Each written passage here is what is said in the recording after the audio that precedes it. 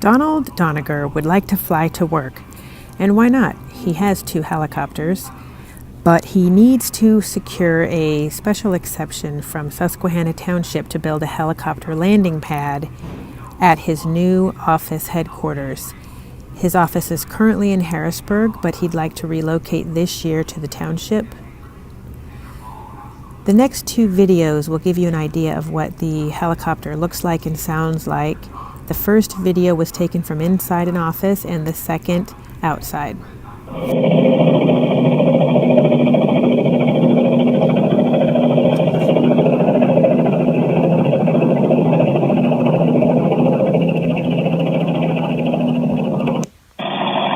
Here we are at the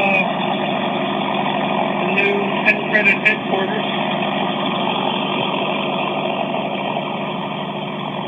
Came in from the south.